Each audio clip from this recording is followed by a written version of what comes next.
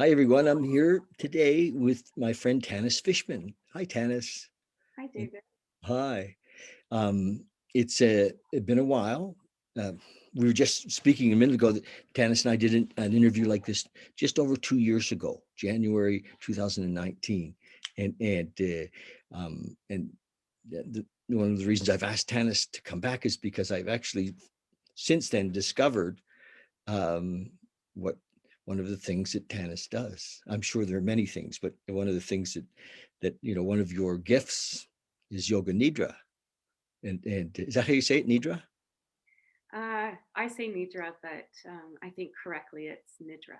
Oh. But yeah, I say Nidra. Yeah. And so thank you for coming back for an interview, and for me it's an opportunity to share with my community again what you do, and how I've now personally see the benefits, and what they can be for everybody, you know really. And how have you been? Very good. I just wanted to say that, yeah, we met, or I came into your shop 2 years ago, and yeah, you didn't know what the practice was. And isn't that, it just fascinates me because um, it's like some part of you was already foreshadowing your future that was going to unfold and knew what was, all in right timing, but knew something that to your local mind wasn't obvious yet, and it set up just the conditions for you to walk through into it. So I just, yeah, I just love how it all works, how synchronistic everything is. Yeah. Mhm.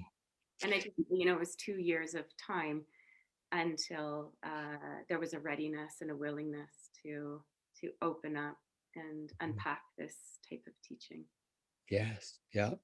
It's interesting, I was going to say, well, that I've been kind of praying for, an awakening, and most of my adult life, and yet it's hard to say whether our prayers, or if it's had anything to do with it, or it's really just truly grace. If you know, uh, for me to even imagine that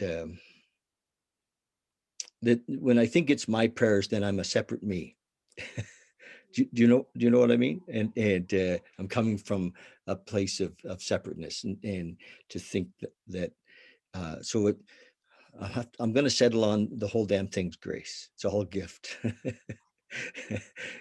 Be- because every time I think it's me, then there's a me, and I my intention is to my intention. It seems that staying out of the me is where I get in less trouble. You know, me's in trouble when me thinks it knows what it's doing. That would be a little confusing for lots of folks, but anyway, you know what I'm talking about. I You- do. I understand. Yes, you do. You do. So, how have you been? What have you done the last couple of years? I know you have a son. I have, yeah, I have two sons, Wow. and yeah, in the last couple of years, it's really, it's shifted a little bit more. I've really had to focus on the home life and, and learning how to be a mother and the qualities of motherhood. And um, I think I guess I don't want to speak generalized here, but for myself, there was almost this uh, kind of assumption that because you had a child, you should know you are you're in that role and you should know what you're doing, or there's some innate capacity to draw on the whole lineage of mothering that came before. But for me, it has not been.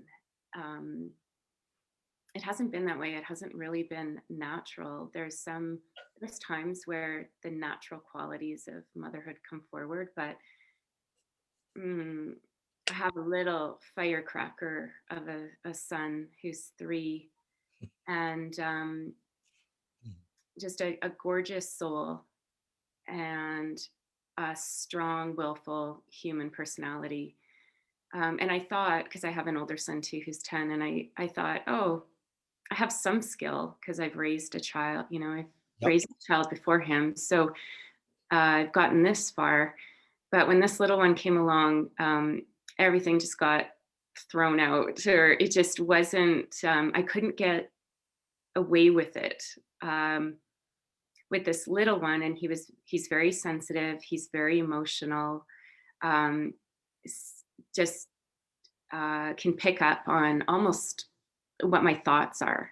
And so if my inner life, and yeah, just if whatever is going on in my inner life, he reads it. And whatever emotional state I'm not able to handle, he'll give it to me very strongly, so that ultimately I can be with it. So it's been very strong teachings in the home front, more so than out, yeah, out Beautiful. beyond that. So Yeah, shit got real. shit got very, very real.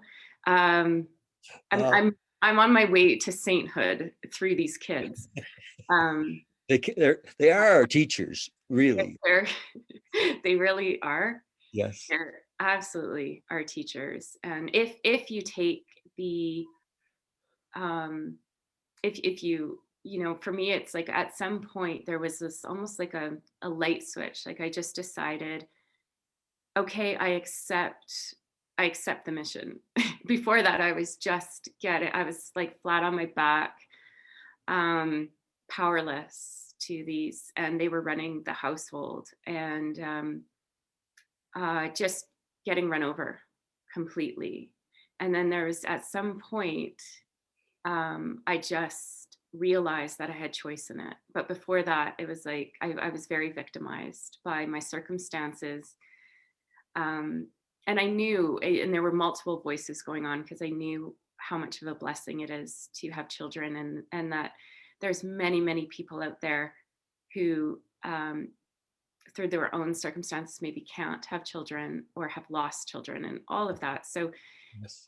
there's an awareness there of what a blessing it is. And yet the reality, like to get really raw and honest here, I was getting completely taken out, powerless state, hopeless, and just didn't realize where my choice was in this. So your little guy would have been about 1 year old when we had our last time together, Yes, exactly. which might have been a trying time then for you. It's been trying, yeah, even from his birth, from his entry point into the world. And I mean, he flew in, like he came in just even the way he came in. I mean, he came before I even had support. So I was planning a home birth with my midwife, and um, yeah, he came before the midwife arrived. So His schedule. yeah, he said it. He wasn't waiting for all the conditions to To be be nice, right. and no, I had to go. Yeah, This is just Tanis's plan. Yes. and then he was really unsettled and didn't sleep. And this is like, I have firsthand knowledge of sleep deprivation, and it got really bad. I mean, for the first 2.5 years, um, I did not sleep at like every single night. I was up 2 or 3 times, and it's real. Hmm. Sleep deprivation is a torture. It makes it like just shatters your mind, so you're not coherent really. So And yeah. it also can bring us to a real surrender too, can it? I mean, like when you're in that state of everything's upside down, and it can we really do have to surrender into it. Is that what you did? um At some point, yes, I did. But before that, I was fighting. I was in resistance to it. Hmm. Absolutely. And then, yeah, you get sort of mm, like just dragged till you're on your knees. What's And his then name? the only thing you can do is surrender. What's his name? Yes. Moses. Wow. Yeah. So And he's living up to his name. and his brother. Killing it. What's his brother's name? Ramon. Nice. Yeah. Yeah. And really, like, yeah, Moses is here to change states of like he's here to change a consciousness, and he's doing it with me. I have to change my consciousness in order to really be in alignment with his what he's needing. Hmm. And yeah, it's being fulfilled. Hmm. Yeah, But it most sounds like, like you've he wandered, he took the people, they couldn't enter the land of milk and honey with like a slavery consciousness, a mhm, victimized consciousness. So they wandered the desert to, 40 years. yeah, in the wilderness, to change their inner life. And then yeah, that's so that he's fulfilling that prophecy in our local household. It's funny. I never thought of that walk as being, like a, dark night of the soul type of a walk. 2 generations, or I think 40 years would at least be 2 generations.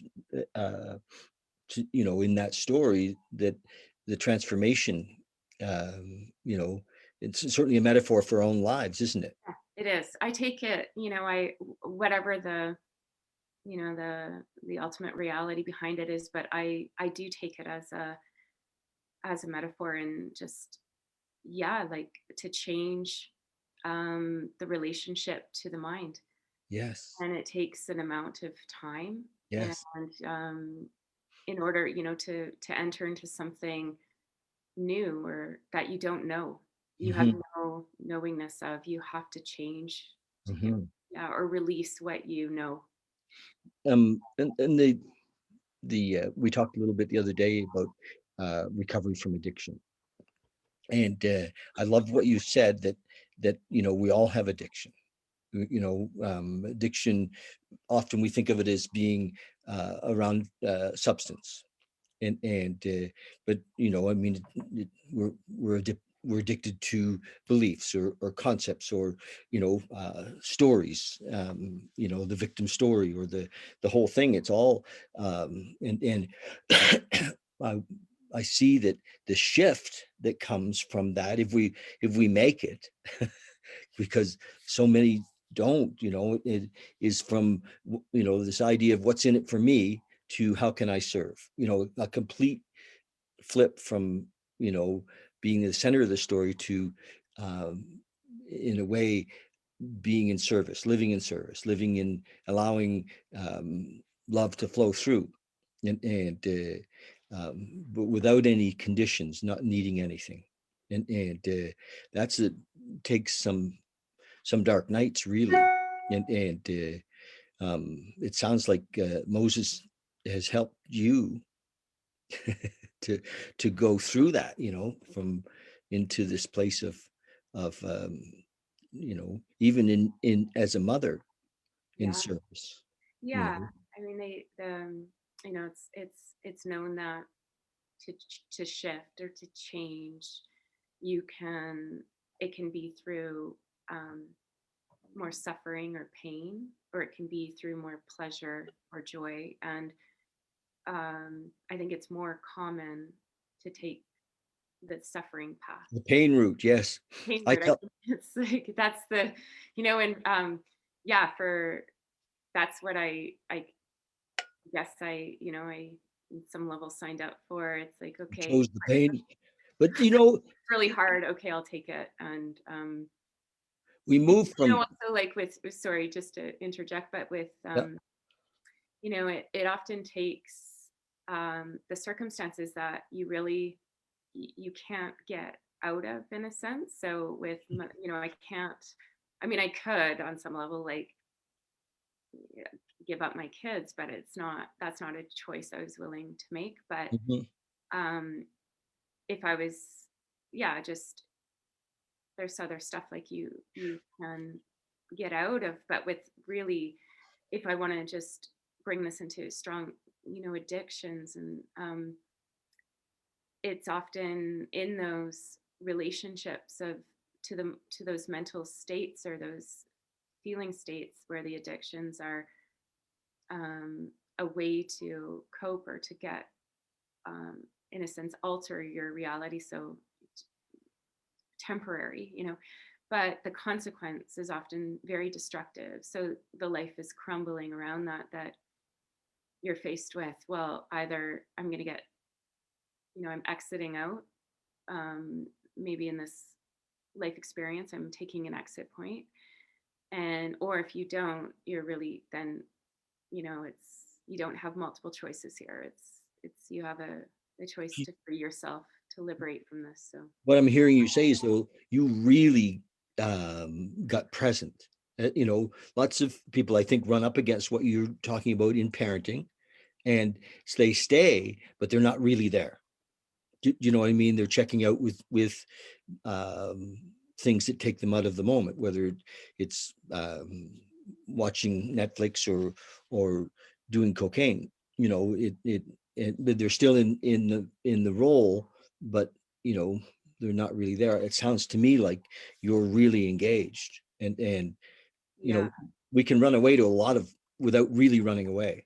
Do you know what? Yeah, yeah. I think I'm fully checked in now. There was a time though where I was just needing to do what was possible. So um, like that's with the sleep deprivation, it was okay practices that just got me through the day, like the Yoga Nidra practice, or I did a lot of meditation. Um, but I was still sort of on the I was still, yeah, on the defense of it, like just trying to cope and get by. Mm-hmm. And then there was this shift, like yeah, just like a shift of, okay, now I can participate in the to change this, Yeah. to change the trajectory of it. And so before that though, yeah, I was just sort of like holding on and getting by. And then, you talk to a lot of, I mean, it's very common to have um, uh, just these challenges in parenting and motherhood. So the common consensus is, yeah, that's normal. That's totally normal. Don't worry, you'll get through it. But it's easy for somebody to stand on the sideline and say, "Oh, you'll get through it," but you're the one, just inside of it. And I just have the character in me knew that if there's any disharmony in my life, I'm going to look at it. At some point, it's coming on my inner altar, and it's going to get met with. It just is. Some things just take a bit longer, Mm-hmm. and I just didn't. Yeah, I just didn't want to get through this. I wanted to learn, and what looked like a problem is actually, I'm actually in a course called The Problem is the Path, and it really shifted my mindset around it, that everything that seems like it's an issue is actually a portal. It's a gateway into some part inside of yourself that is not yet fully realized and known. So um yeah, this was a big one. And what it forced me to do, which was really the blessing in it, is um in order to raise these children consciously, I had to really reparent. It's such a cliche to say that, maybe reparent myself, but it's actually what I've been doing. Mm-hmm. And having a different relationship with my needs and my emotional body and my thought forms and all of that. It's just taken it like I've been studying this for years and years and years. Mhm. But there's some, it's I don't know. I came into spirituality very young in my life, and I went to ashrams very young, and I learned these practices very young. But when you're not met up against Adversity. really adversity, it's like I had all these tools, but I did not have necessarily the intensity of life to put them to the test. And Nice. then I'm coming back into these tools, but now having lived through the adversities and um, yeah, standing back up after lots of fall downs. Wow. Do you know, that's how young were you when you first started to become like what I'll call a spiritual student, or we used to call a seeker, you Yeah, know. I mean, I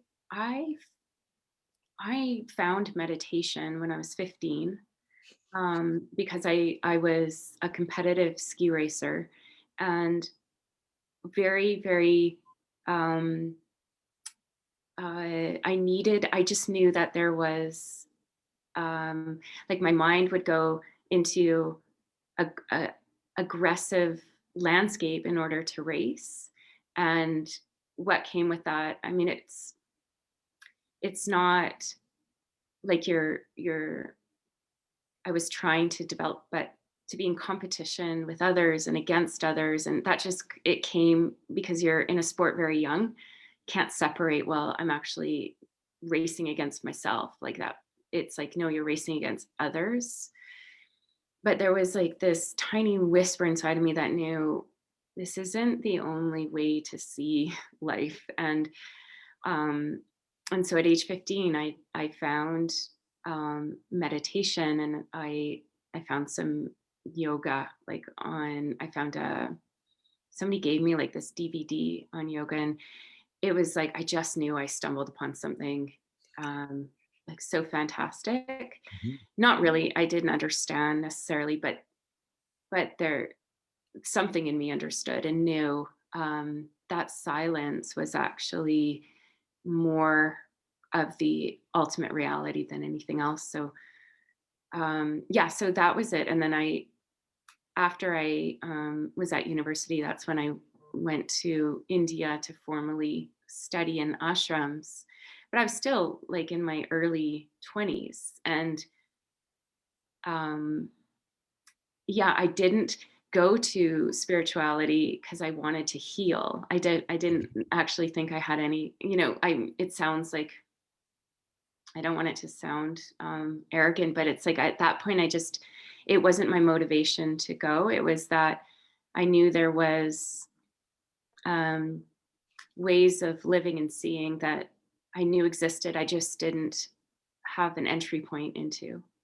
Funny, because I work with a lot of people in recovery, early recovery, and I tell them that some people come to spirituality out of desperation, and some people come out of inspiration, or at different times in our life we learn or grow or re-look out of desperation or inspiration, and it sounds like in when you were younger it was more out of inspiration or a pull, an inner pull, then holy shit, I've got to do something or I'm going to kill myself. Yeah, And and and then but you did get, oh holy shit, I got to do something, I'm going to kill myself, when the kids came.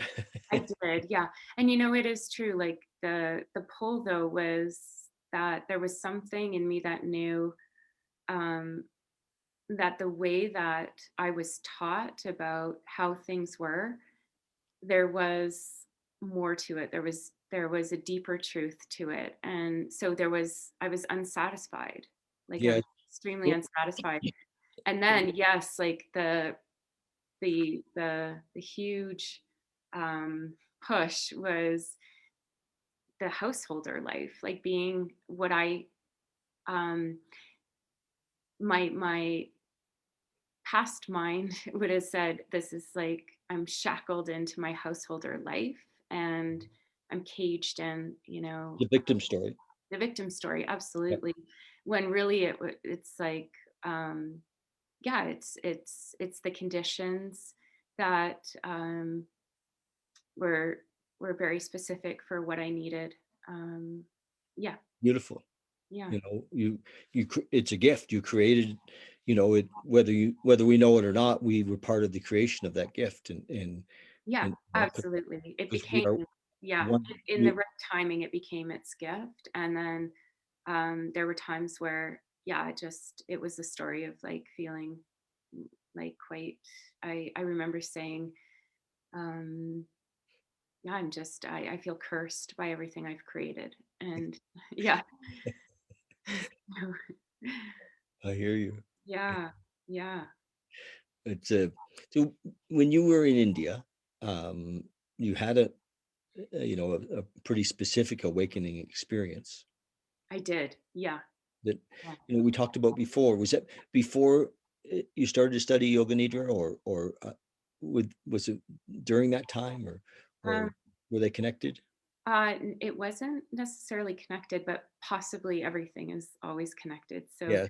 Yeah. um, this was this I my initial entry point into Yoga Nidra was, I think, a year or two before that, where I went to study formally at, it's an ashram called the Bihar Yoga Bharati, and that was the first time I had ever experienced Yoga Nidra, and and then after that, and that was the time also where I think,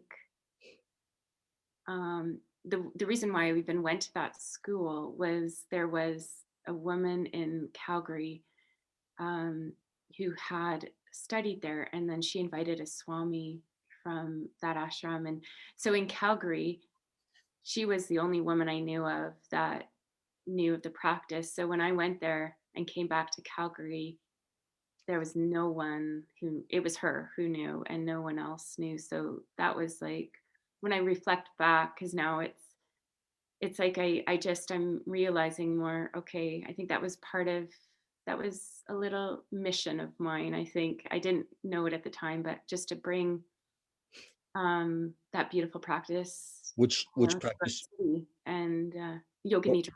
okay, the Yoga Nidra practice. Okay. It was Who- unheard of before that. And the woman, is she still with us?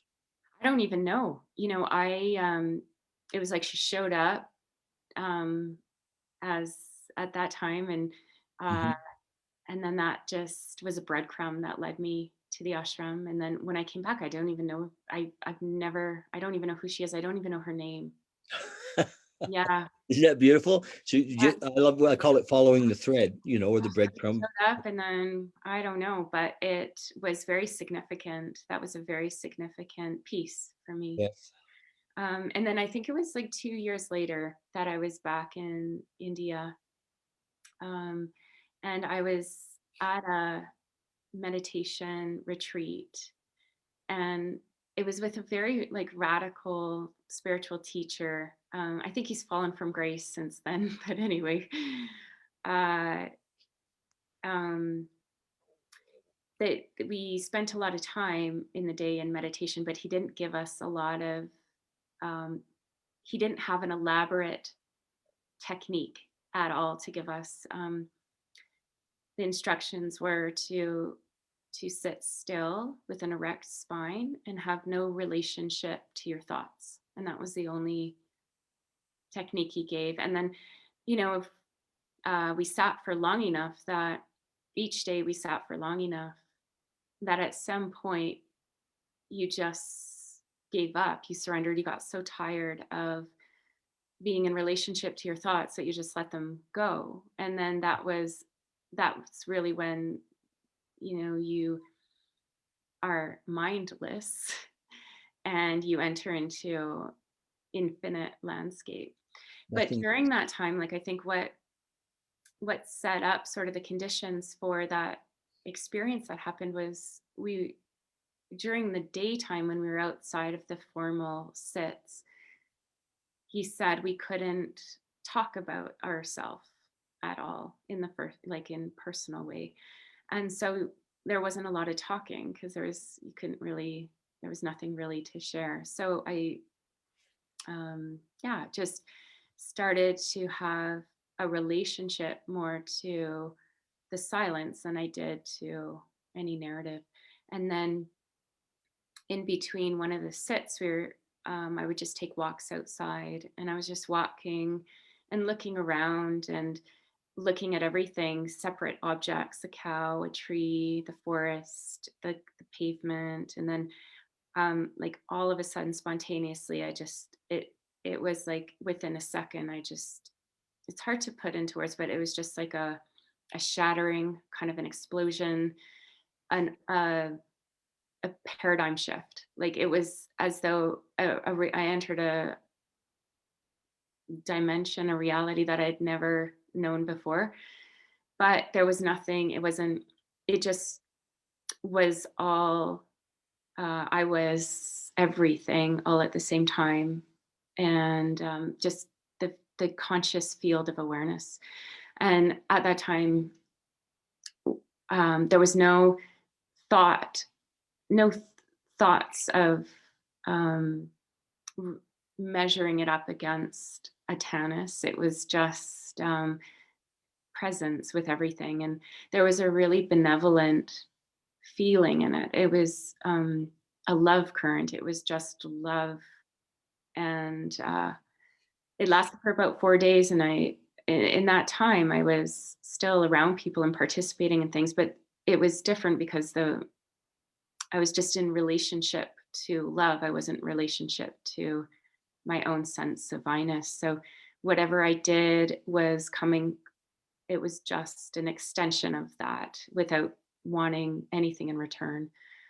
Um, and then, yeah, so that happened. Um, and it gave me the knowing, that it was like the direct realization of what I knew existed. I just didn't know how to access it. Um, but then after that, I started to kind of come back into more densified form, and then the ego came back online, um, and then a bit of a spiritual ego manifested from that because I knew that transcendental state, and yet, so then that became the measuring of everything I did. Oh well, this isn't that, so this isn't real. This isn't real. This, and it landed me actually like in a bit of a dead end.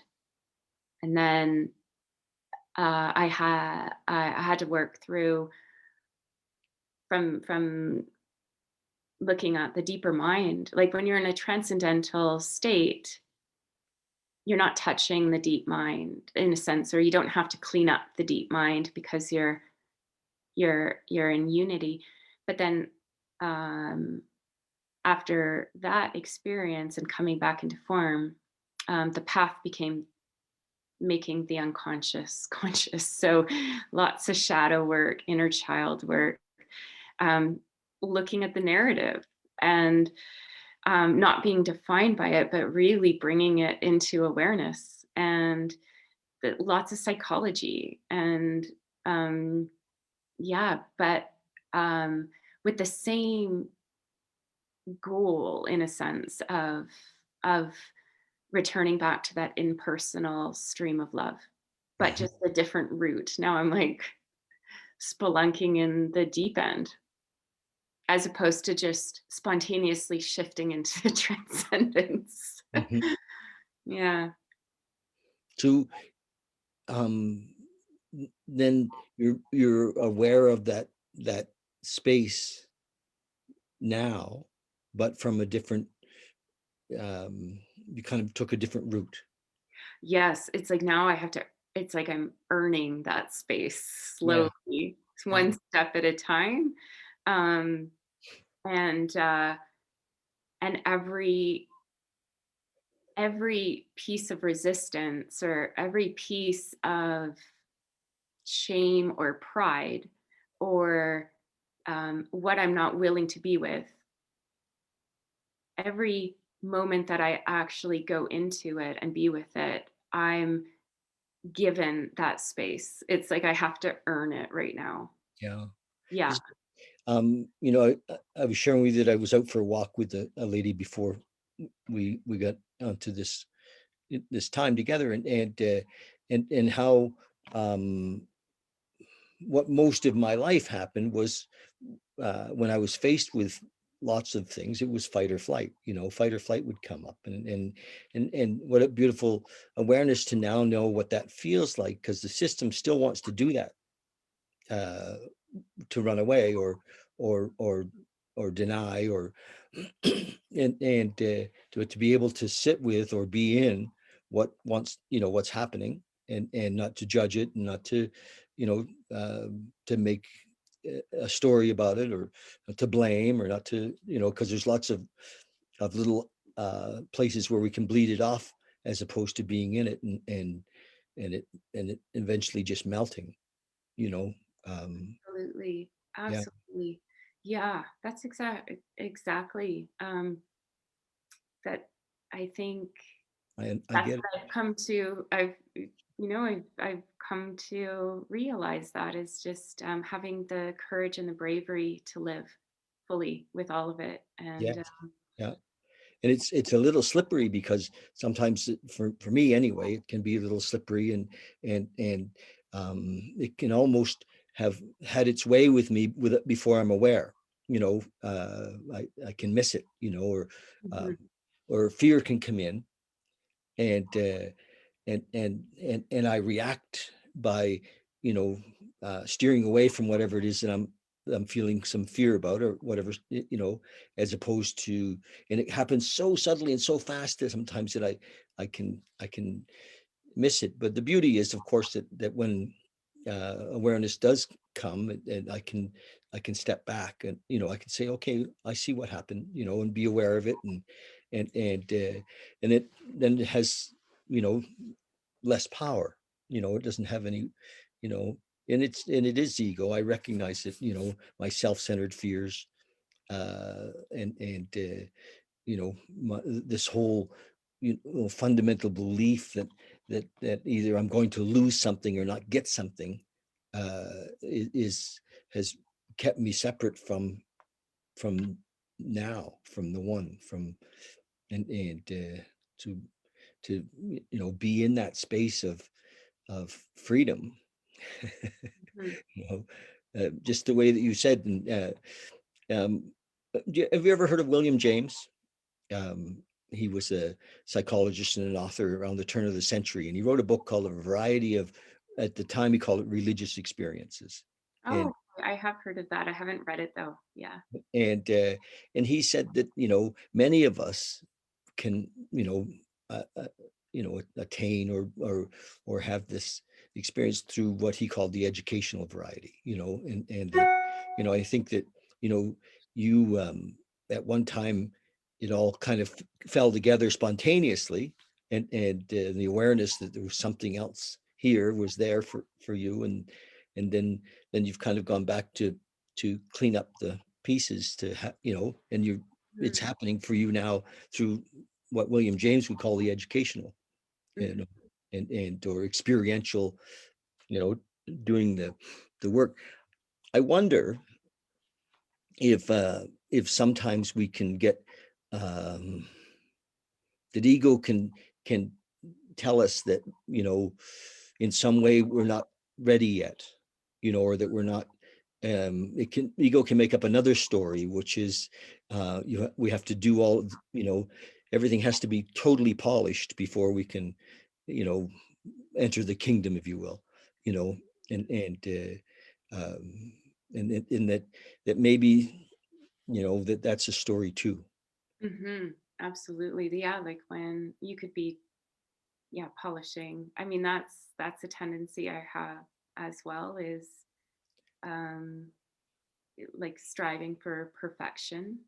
And unless, it's like an ideal that I don't even know um what that is, but No, I know. you dedicated to, a very lengthy um process of something. So yeah, I absolutely, it could be a story too. I'm still given enough. I guess just with whatever resistance is still, I still feel that there's stuff um, to move through. It's not, it's like it's old stories, but they still need to be moved through. Mm-hmm. Um, Like like peeling the onion in a way, peeling the layers. yeah, it's still, they're still sticky. It's still sticky in that it's hijacking or it's taking over the operating system. And so, um, yeah, for me, that's still worthy to go in and bring it into awareness. Yeah, but at any point, too, you could release.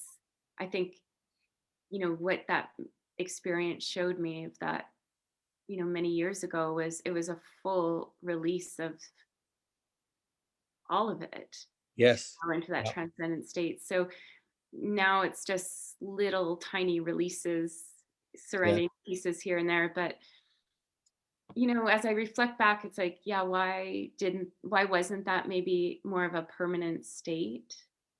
But this, the back roads that I've had to take now, um, every time I go into pieces where I'm projecting on others or I'm judging, and I actually take ownership of it and go through it, um, it turns into compassion for others. And I mean, even though in that transcendental state, there's only compassion and love, Mm-hmm. it just is what it is. It's just a baseline of what's there. But um, back on over on this side, it's the journey of duality. So yeah, I've had to really know judgment, and I've had to really know, states of the emotion like anger and rage. This is like that was stuff that was so repressed in me, and then it came out, unfortunately, like in the circumstance with my children, um, that I had to get to know in order also to support my kids when they have these, And not judge it. and not judge it, not Yeah. judge it. And then um, I was getting taken down by their states because it was so repressed in me. And so, yeah, I had to actually learn how to be with the emotional body and the feelings, and then I could support them through it as well. So yeah, it's like um yeah, it just is, it's just a different road to possibly arriving at the same, like, where the default program is love, compassion, and awareness. But I, yeah, in this way, I'm very human, and extremely human. Um, walking up towards our divine nature, but very slowly. Yeah. And yet you also know that you are that. I Yes, mean, it's a paradox. It is yeah, the ultimate paradox. we're Totally. on the walk, and we know, and at any moment, the realization of that is there. Yes. Yes. When I do listen to, and I don't do anything. When I lay and listen to your Yoga Nidra, my gosh, everything disappears. Mm-hmm. Uh, my story is gone, and it's just, you know, and sometimes I can't even hear you anymore. Mm-hmm. Um, do you know what I mean? Sometimes it's just, it's a beautiful bliss that it takes me into, and Absolutely. Yeah. So it's a walk, it's a systematic um walk of relaxation to the bliss state. And we have this, in deep states of sleep, we're in the bliss state. And a bliss state is when the mind isn't registering anything, no Mhm. form, no object. It's not in relationship to an object. When we're in relationship to an object, there's some type of tension in some way created. And one of the major stresses in everyday uh, waking state is time. We're always up against time. Like that's a major stress. Yes, yes, So conscious of we go time. into the practice of Yoga Nidra and actually enter into a state. So there's a practice where you're guided, but the actual inner state of Yoga Nidra is when you're just you're in presence, No you're time. in awareness, and there's no time, so it's timeless. So already there, it's relieving because you're not stressed about time. Mm-hmm. And then we do this in deep states of sleep where we're dreamless sleep. Mm-hmm. It's blissful because the mind is not, again, as I said, like in relation to any form. It doesn't have to register any form. So when the mind is quiet, you just are who you are. It's just you're in the abode of your own spirit. So And that's why, yeah, it's very blissful. um, yes. but that blissfulness, it's not, it's not like a maybe what the mind has labeled as bliss. Mm-hmm. It's bliss because the mind actually isn't labeling anything. Mm-hmm. So Mm-hmm. it's it's very relieving. And Mm-hmm. many people have not consciously experienced that because haven't had the experience of a quiet mind and Mm-hmm. been awake for it. Mm-hmm. So that's what the practice Yoga Nidra, it guides you to that place of quiet mind and then really encourages alertness so that you can actually um, recognize the deeper awareness that's always there, that is just often overshadowed by the activity of the mind. Mm-hmm. Yeah. Yeah. Um, I wanted to mention um, that this fella, Dr. Andrew Huberman, Mm, had Andrew's a neuroscientist, he's he studies neuroscience, and he has he's at Stanford, and he has a couple of labs at Stanford, and this is how we kind of reconnected again, because Andrew studies the mind, not the mind, the brain, and which he says is kind of one and the same thing in his world, and that they're kind of inseparable in some ways, and although in other podcasts he talks about that all we're all part, the nervous system, of course, and the brain, and the mind, it's all, the whole body is part of the sensory of the mind, and which is really cool. But Andrew talks about Yoga Nidra as a way to allow the plasticity of the mind to come back on stream. It's how we grow the mind, how we strengthen the actual brain. I'm sorry, and he has some really great tips on um, dropping out of the struggle of the day, or even the struggle of learning, the stress of learning. He talks about learning quite a bit, and how Yoga Nidra can allow whatever we've just kind of taken in be assimilated into the brain, which then we imagine is the mind. And it's a bit confusing, isn't it? But uh, he was the guy. He said that Yoga Nidra was like this amazing practice to bring us, yes, to the bliss. But what happens in that bliss is that we regenerate. mhm. We literally are reborn in that. And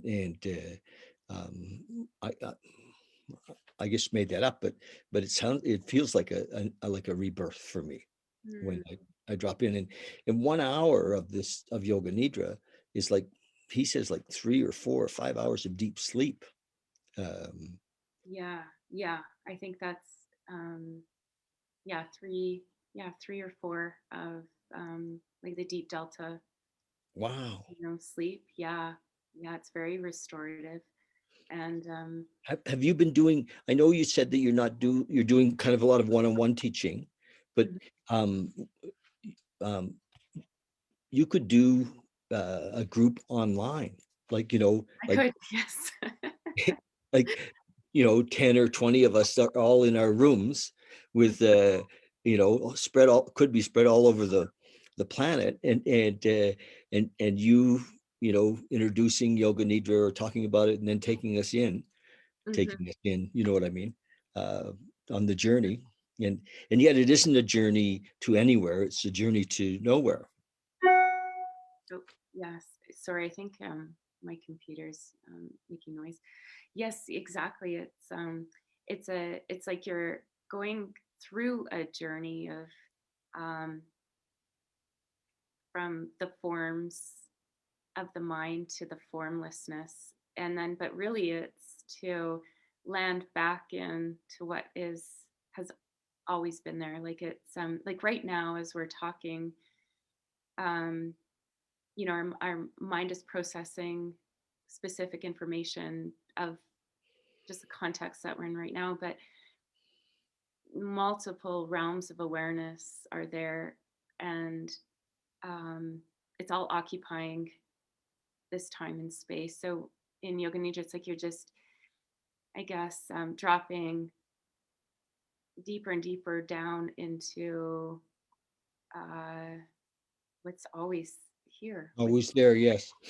you know when Yes, we you're not going anywhere, really. You're not going anywhere, but you're dropping into here right into here, when we let go through our experience, that you're processing through expectations, judgments, complaint, fears, all of those things, as we see them and let go of them, story about ourselves, guilt, shame, fear, all of that stuff, as we process and let it go, as a I think that we can be closer to that state, even as we're here, as we're at a conscious level. We can Absolutely. we can Absolutely. live. And what's interesting, I don't know if you've ever heard of Dr. David Hawkins, but Hawkins, you know said that letting go of these things, that we're like a cork, we're lifted up, Mhm. into unconditional love, into bliss, and we can experience that, um, like you did in India, as a more constant state, and the work you're doing, of course, I believe you're doing for all of us.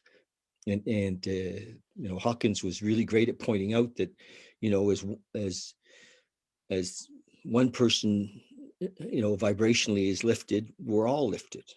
And I actually think there's thousands or tens of thousands or hundreds of thousands of us right now doing this work, Mhm. you know, that Mhm. the internet has allowed us to access so much amazing, um, we'll call it spiritual information, but spiritual limits it in a way, the word, but and so it's and I also think, forgive me for running on, but I think that as we are given these gifts, that we have almost uh, a responsibility to share, to give back, and to, um, at whatever level we can, like you are right now. This is what this is, is you sharing, and your experience, and that you're lifting above it at the same time. You're using every piece of it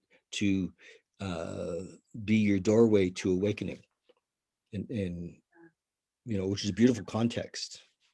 Yeah. Um, I actually during with the sort of the whole time of COVID, I retreated a little bit from the amount of service I was doing, or outpouring of trainings or workshops or stuff that I was doing. But it was just it was a necessary pullback and in to continue just uh, yeah, it's like a fine dance, I guess, because you could pull in for a really long time, which it's getting close to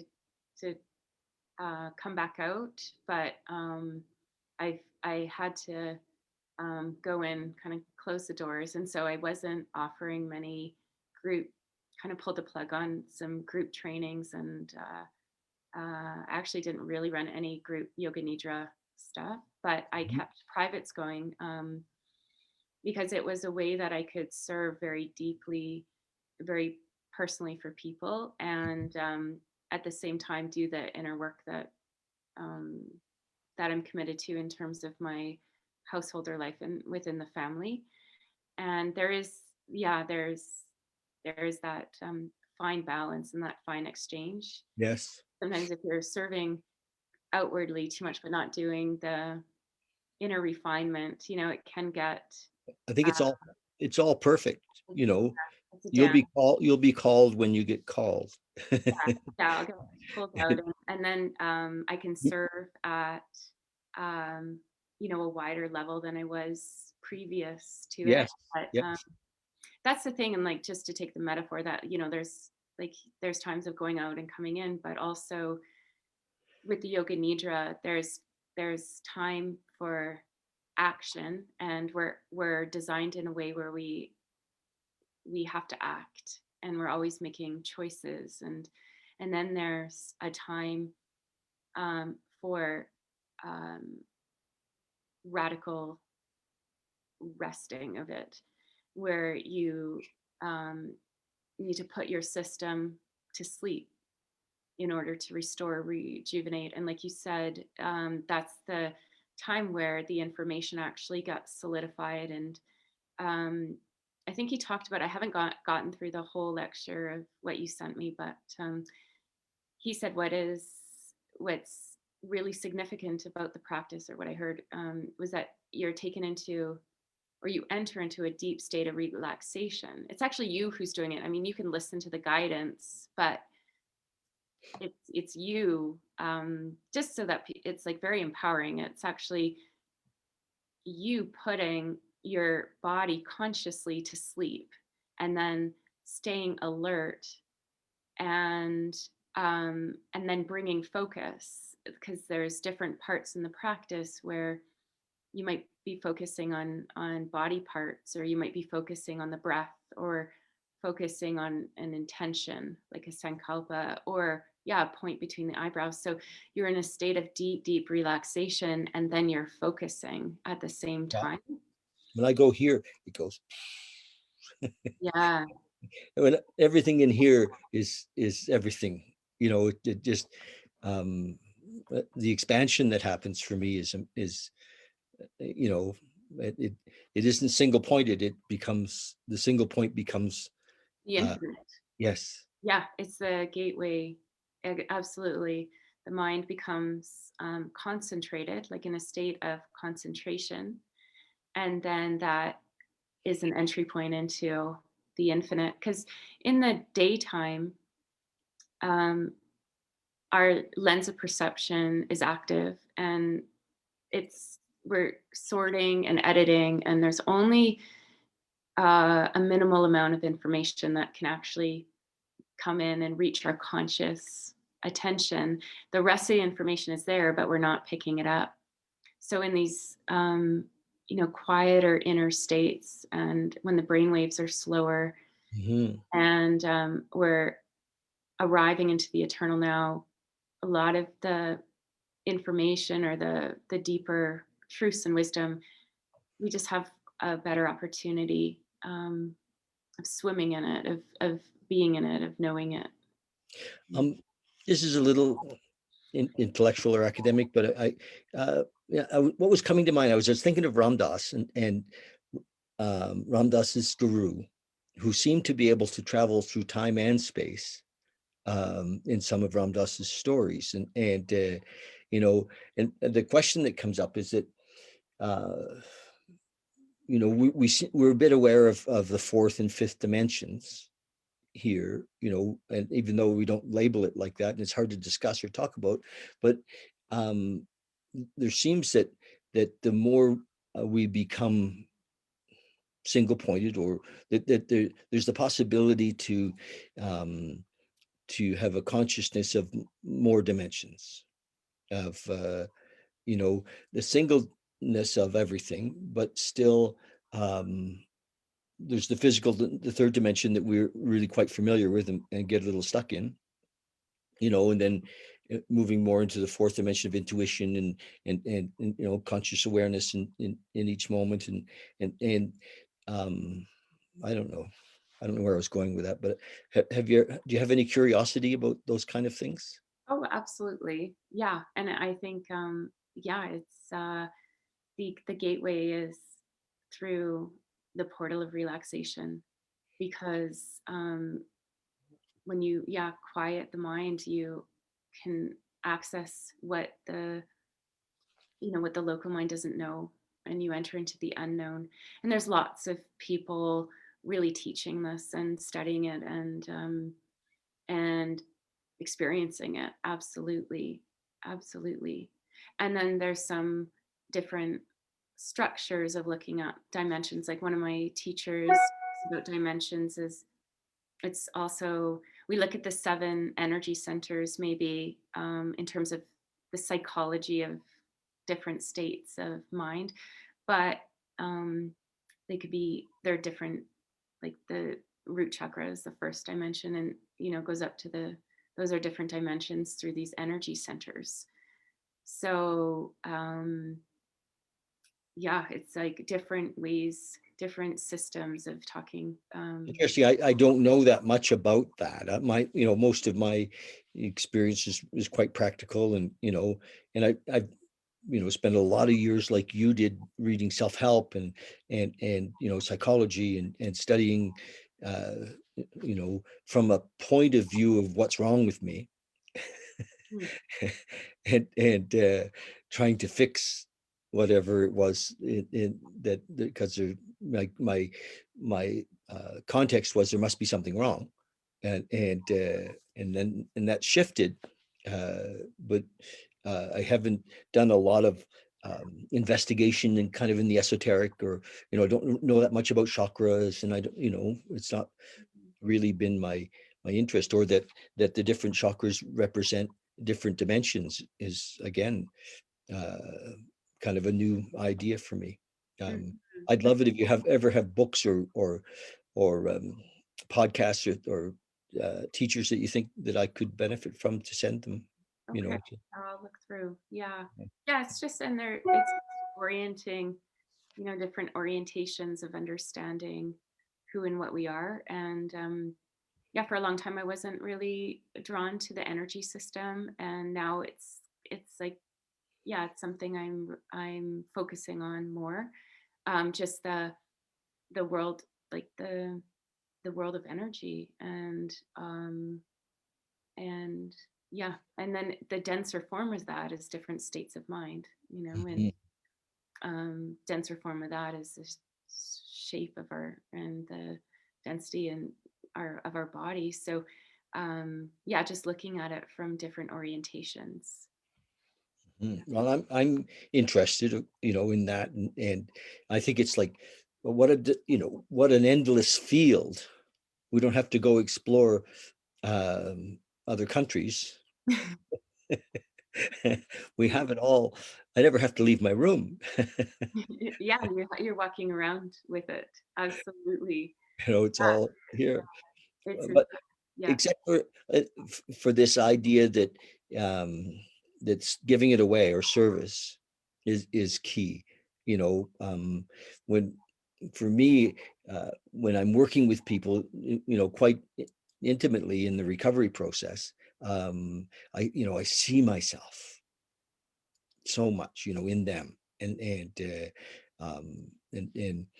I also um, recognize that it's not everybody's path to awaken, if you will. We're all, I now understand why the Hindus say that, it might take, multiple lifetimes, and then to let go um, of any idea that I have that somebody has to get something, Yeah, or, you know, absolutely.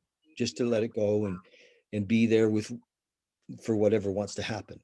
Yeah, And that is so true. I think that's something I'm getting more, I'm becoming more understanding of, is Mhm. that uh, yeah, we all have our own timing. We have our own way.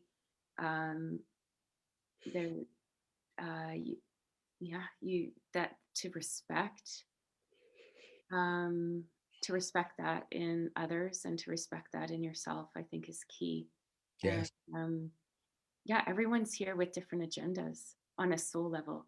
So, what is awakening to somebody or what the mind has labeled as awakening in this lifetime is not the agenda of another soul. And it's yeah, to reach that level of like to really embrace that level of understanding, you give the freedom back. And that's something like with my kids, I have to keep checking in over, like, I'm here to support their soul's journey, Yeah. not to overtake it. Yeah. And whatever that is, and I I just need to love them. Just exactly where they are. To love them. Yeah. And that this is like, yeah, this is, and whatever is not loving needs to get looked at. And Mhm. and that's my stuff. And Yeah.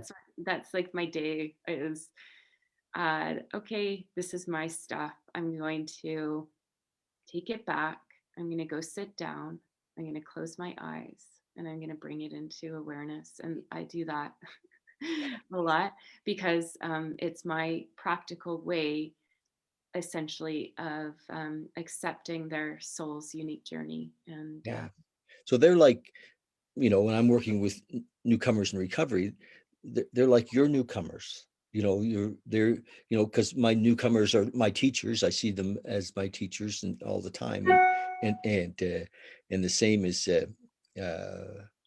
with your children. My kids are grown up, so it isn't so much that way, yeah, you yeah, know, with them anymore. Although it still is. I have to watch that I don't give advice, and uh, uh, and I yeah, love them where they are, and yeah, support them in their decisions. yeah, And absolutely. Yeah, it's like that. Everyone who comes to the, I know you're very active in the meetings, and it's to, so some people need information and mhm, maybe they don't have that information, so it's to, bring information that maybe is helpful to others, but then what they do with that information, it's hands off. It's hands off. yeah, um because sometimes it's just, oh, I didn't know that and now I do. And other times then you could give them all the information in the world, and they're not taking it, and that that begins their, yeah, that's their inner path. yeah. The results are not my business. No, no, and you just have to love them Love through. them. I And I look back. I had a teacher years ago, Paul Lowe, and Paul had spent many many years with Osho, and he was just, to me, in the 90s and the early 2000s, he was like the clearest individual I'd ever spent time with, and I spent a lot of time with him, travels, and I look back now and I think, my gosh, how patient he must have been with me, because I had just, I was so wrapped into my story, and I just, I couldn't see it, and that it was just, and I didn't even know that I didn't know. that's a, like there, that's like, that's the starting point of everyone almost. Like you're Yes, coming in with amnesia and it's set up in that way, of, yeah. So the fact that that was it, that's okay, because that's how often, that's more common. I mean, every once in a while there's an avatar that shows up and is fully, just is, doesn't carry their yes, amnesia, their past with them. So um but the general, we're coming in with loaded. identification, Yeah, because this is, we're the we're the species that has free will. Yeah. And yeah, like in order to, um, we even have the gift of knowing who we are, like Hmm. the possibility of knowing who and what we are, but to realize that you have to not know it. Hmm. You have to come in not knowing, or else what's the point? So Yes. yeah, the fact that you were in your story, that's it. Yes. I guess what I'm grateful Like, for is you know? he, the patience that I think he had a lot of patience, with all of us. There was quite a crew of us that many of us were in our story and, desperately wanting to be in relationship, wanting to be, wanting what we wanted. And he would say, that you talk about, living desirously without desire, free of desire. And we're like, what is he even talking about? Mm, And um, and now I feel a lot less with that. And actually, sometimes I'm looking in the system to see, you know, is there's something that I want, mm, and then I'm like, oh, I miss the wanting in a way. It doesn't feel like it's there, and so I have to kind of get myself up to get things done because nothing really seems to want to happen. I'm not shooting for anything these days mm. so much, and so it's free. It's but for most of my life, though, I was caught in this story that I had to be somebody, or I had to, achieve business success, or I had to, be in a relationship, or all of that. And it's just beautiful to be more free of that. I Yeah. wouldn't say that I'm totally free of that, but Yeah, I mean, that's a path. That's yeah. totally a path of, having the wants and desires, and then seeking them through the outer world, and arriving at what you thought you wanted, and then realizing you're still, up against that way of thinking. So that's a that's a that's absolutely a path. And Hmm. if um it leads it leads inward. It's just, sometimes you have to, uh travel outward for a very long time first. No kidding. Yeah. Yeah. No kidding. Um, could I ask you, and I don't mean to put you on the spot. What it's funny, it's my computer that's making the little beeps. Oh, part of it's mine. Like, maybe every time I get an email, it just No, it's me every time I get an email. I have to turn those oh, little okay. notice That's like, I buttons. don't know how to turn mine off. I'm So going to we'll just, figure mine out because it is me. But okay. it would be wonderful, when you're ready, um, you know, to have you do something for some of my people in addiction, Mm, to do like we could do it on Zoom, but where some of us are ready to be taken into, the Yoga Nidra experience, and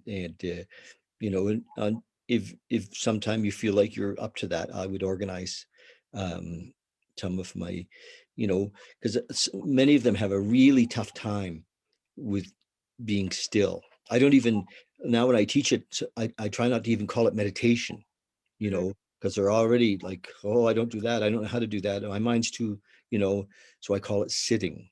Could we let's just sit for 3 minutes, or 5 minutes, and and like, okay, I guess I could do that. And but in the Yoga Nidra, there's they don't have to worry about keeping their mind still. yeah. No. In a Um, way, it'll look after itself. And sometimes in with um some of your Yoga Nidra, like sometimes my mind is busy, and I do have to bring it back to what's happening, what you're sharing, and sometimes it'll run off, and I bring it back. And but so sometime when you're ready, it would be nice to do that. sounds good. Yeah, Yes, you let I, me know. I And will. Yeah. And yeah, I would love to guide your community. um So I'm gonna, put when we finish, I want to put your YouTube channel and your website and everything on, all the links here so that people can find you and I've on the last video that we did, I've gone in and changed it and stole your bio from from your website and stuff and put some content there so that people can know more about you. And I'll do that with this. And you know, uh, Mhm. eventually you're going to be ready to come out again and do more. Yeah, sounds good. I was just gonna say, there's a few of the YouTube recordings that might have some ads in them because when I uploaded them, the music I was using at that time it wasn't copyrighted, and then it became copyrighted, and um, there's not a way to change the music and keep that on YouTube. So uh, there is an app. I don't know if I sent you the app, Did the yeah, Insight yeah. Timer app, and so I do have a profile on that as well, and um, all the I- I'll put, recordings. I'll put that app on. What was it called again? It's called Insight Timer, and Yes, yeah, yeah, it's a free meditation app. I think it's one of the largest meditation apps out there, yeah. and it's I'll just put it that has on too. everything that I have on YouTube, but it's ad free, so it's just a little bit of a nicer. You don't want to really get downloaded with Yeah, but you know, your YouTube videos are really getting watched, and yeah, I guess and so. as a result, that video that we did 2 years ago is getting people are coming to it. Remember, I told you that story. So somebody wrote a comment on your video that was 2 years old, and I see the comments right away when they show up on my YouTube channel. And I thought, oh wow, isn't it funny? I just listened to Huberman, and he's been talking about Yoga Nidra, and I'd forgotten that you were Mm, the Yoga Nidra person, and within a week of me discovering Hooverman, this guy makes a comment on this video we did 2 years ago, and I go to your video and I think, oh my gosh, mm, it all just fell together, and yeah, and absolutely. it was Yeah, beautiful.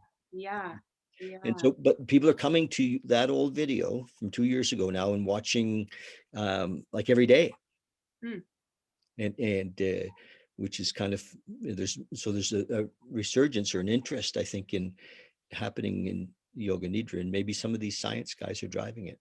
mm. Because he's got so many podcasts. He's really very popular right now. And, Yeah, yeah, he has great information, and I think right now everyone we're just all trying to help each other out. mhm, yeah, Anything anyone has that in some way is helpful, we're just all relying on each other right now. yes, and he's all about that. I mean, you can really tell that he's not selling anything. He's sharing. He's really Yeah. and what I love is that he's given us some language and some understanding, but some language that sometimes it's hard to talk about what's happening in the system, and or to recognize that the chemicals or the hormones that are happening that keep us uh, on track, if you will, dopamine and which is actually a big part of. He talks about the cocaine and crystal meth are almost identical in makeup as to dopamine, Mm, and mhm, and and of course we're all a bit addicted to dopamine, mhm. and I can see how a lot of times in my life I created stress or drama to Get to that get hit. Yeah. to get the hit. Mm, totally. you know Yeah. and so I've had all the addictions, sugar, Yeah. uh, you know uh, business drama, relationship drama, Mhm. but I didn't realize that it was part of I was getting a hit out of it, You're getting something back. Yeah. yeah, and the system, we've got this amazing system and no operator's manual. Yeah, we're learning it. Learn as we go. But you know what? It's like that we could have the operator's manual, but we have to um, walk ourselves through it in our own time. Yes, which we are doing. Yeah, Yeah, absolutely. Yeah. Everybody is at one level or another, like many, the Hindus especially believe it may take multiple lifetimes, but we are, doing exactly that. Anything you'd like to say before we go? Um, no, it's really nice to reconnect with you Thank and you. You too. yeah, to be in conversation and yeah, and thank you for getting a hold of me and reaching out and also sending me though that video because I received and I learned a lot through it and Yeah. Well, I got more the second and third time. yeah, yeah, Because it's just packed with great stuff, that video. yeah. And I Yeah. also just to address your community and even though I'm not personally maybe going through the 12-step program or have the exact addictions that your community is facing. Um, I'm we're all part of this human condition, and I just know that for myself, there was just moving from feeling extremely hopeless and helpless, like that, just being overrun and quite powerless to the situation that was going on. And yet there was just this tiny whisper or flicker inside saying, I need help with this, and I'm open. And I'm open to be guided in ways that I don't know yet. And there was just like this sincere request, and that was all that I had in in a lot of dark moments. Was all that I had was this really sincere request to um, be guided to a different way. And at some point, there was a little space that opened up, tiny space. And then that space started to grow and more and more and more until, the darkness is smaller than the space. But yeah, like I think it starts with just a really sincere request of wanting to connect to something that is a strong, powerful force, Mm-hmm. and you don't know what it looks like and you don't know what the details are, but there's just this sincere request. Yeah. Yeah. Please help me. Please help me.